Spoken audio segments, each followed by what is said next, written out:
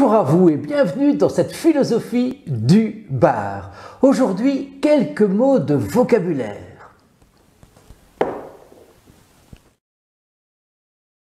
La spiritualité, c'est la vie de l'esprit. Il ne faudrait cependant pas confondre la spiritualité avec la religion, qui n'est qu'une des façons précisément de vivre la spiritualité. Le mot spiritualité vient du latin spiritus, que les Grecs pouvaient traduire par psyché, c'est-à-dire le souffle vital, ou encore par le terme pneuma, qui renvoie lui aussi au souffle, c'est-à-dire à l'esprit lui-même.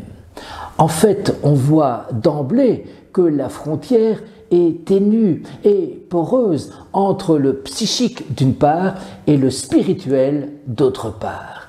La spiritualité, pour le dire en deux mots, c'est notre rapport fini à l'infini, c'est notre rapport temporel à l'éternité, c'est notre rapport relatif à l'absolu. C'est notre rapport, pour le chrétien du moins, c'est le rapport filial avec Dieu, puisque le chrétien se considère comme fils de Dieu. Pour l'athée, c'est un rapport avec un infini qui le dépasse, qui le déborde, qui le transcende, mais aussi qui le comprend, qui le contient. Et spontané, ce qui vient de moi-même, sponte soi en latin, de sa propre initiative. En d'autres termes, la spontanéité ne peut pas relever d'une force ou d'une contrainte extérieure. Si je donne de l'argent parce qu'un individu armé me le réclame, il est bien évident que mon geste n'a rien de spontané puisqu'il ne relève pas de ma propre initiative.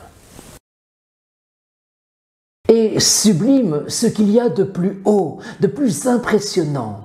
D'un point de vue esthétique, le sublime est cette beauté qui emporte tout, qui écrase tout, mêlant l'effroi avec le plaisir. Kant, justement, fait la distinction entre le beau d'une part et le sublime d'autre part.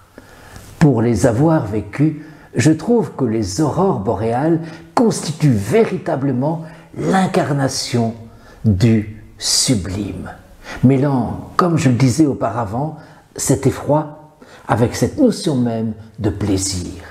Et puis surtout, ce phénomène nous montre la non-importance du moi, la petitesse du moi.